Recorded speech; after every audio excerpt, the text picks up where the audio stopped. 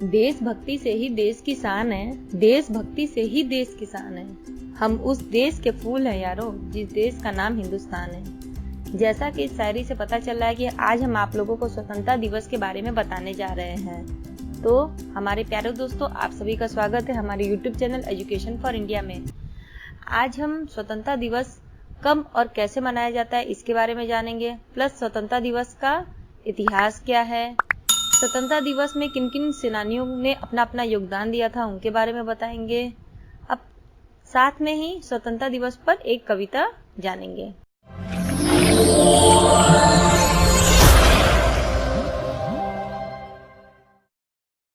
तो सबसे पहले शुरू करते हैं, स्वतंत्रता दिवस कब और कैसे मनाया जाता है।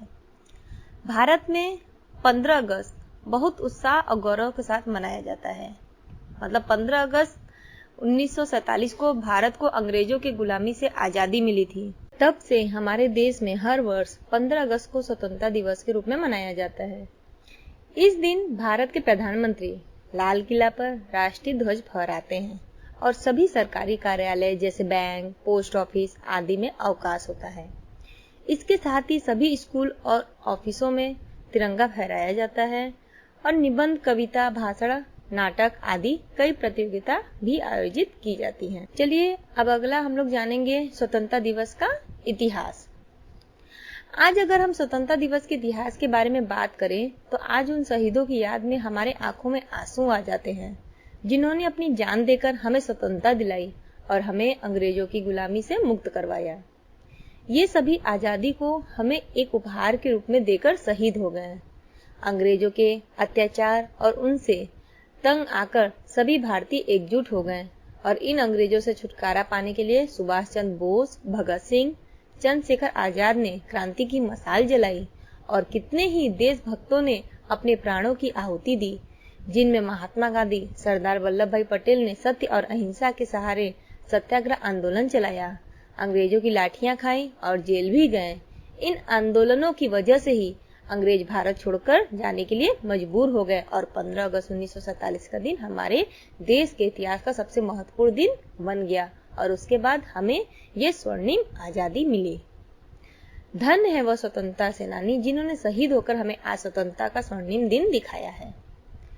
अब हम लोग जानेंगे स्वतंत्रता सेनानियों का योगदान, किस किसने इस स्वतंत्रता में अपना अपना योगदान दिया है। जैसे जिसमें बहुत सारे ऐसे स्वतंत्रता सेनानी हैं जिन्होंने अपना योगदान दिया, लेकिन हम आप लोगों को 3 मुख्य स्वतंत्रता सेनानियों के बारे में थोड़ा थोड़ा जानकारी देंगे, जैसे मंगल पांडे, चंद्रशेखर आजाद और भगत सिंह। अब मंगल पांडे का स्वतंत्रता सेनानी में क्या योगदान था, उन्होंने क्या क्रांतिकारी आंदोलन किए। भारत के इतिहास में स्वतंत्रता सेनानियों में सबसे पहला नाम मंगल पांडे का आता है। 1857 की लड़ाई के समय इन्होंने आजादी की लड़ाई छेड़ दी थी और सबको इसमें साथ देने को कहा था।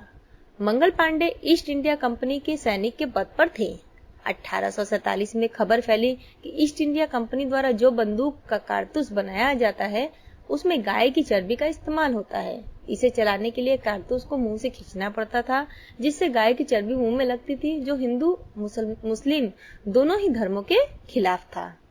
उन्होंने अपनी कंपनी को बहुत समझाने की कोशिश की, लेकिन कुछ भी नहीं हुआ और 8 अप्रैल 1857 को इनकी मृत्यु हो गई।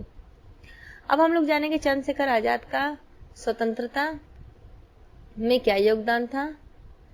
चंद्रशेखर आजाद अपने नाम की ही तरह आजाद थे। उन्होंने स्वतंत्रता की आग में घी डालने का काम किया था। उनका परिचय इस प्रकार था।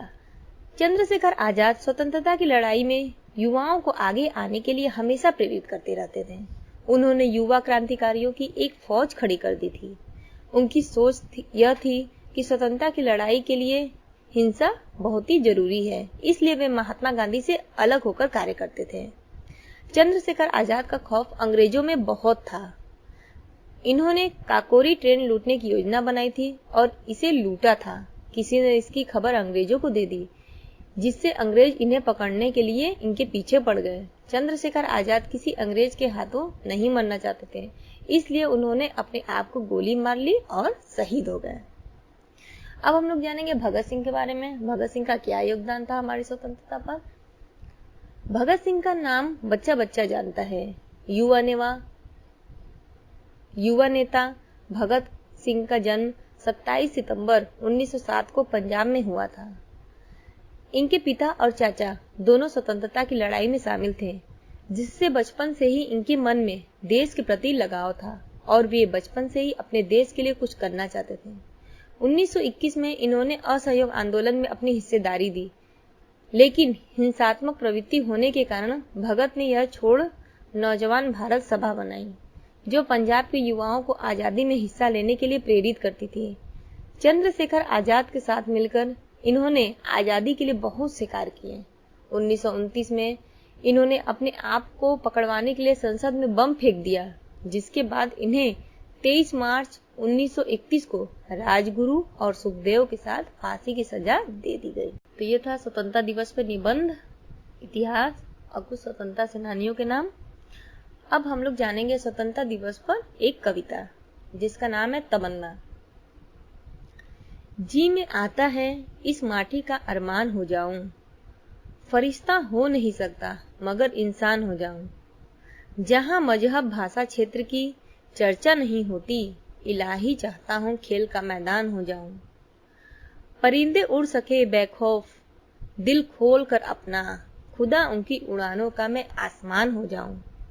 हवा मुझको उड़ाकर जाने ले जाए कहां यारो, चाहता हूं शहीदों का दीपदान हो जाऊं। लौटा दो आज मथुरा कृष्णा राधा की इबादत का, चलो फिर आज मैं कान्हा का रसखान हो जाऊं।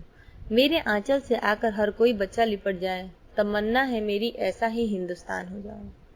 तो यह था निबंध स्वतंत्रता दिवस पर। यदि आपको हमारा यह निबंध अच्छा लगे तो वीडियो को लाइक करें और हमें कमेंट भी जरूर करें। साथ ही चैनल को भी सब्सक्राइब करें ताकि आपको नए वीडियो के नोटिफिकेशन मिल सके। और हमारे वेबसाइट www.educationforindia.com में जाकर आप इसे टेक्स्ट के रूप में भी प्राप्त कर सकते हैं। हमारा वीडियो देखने के लिए बहुत बहुत धन्यवाद।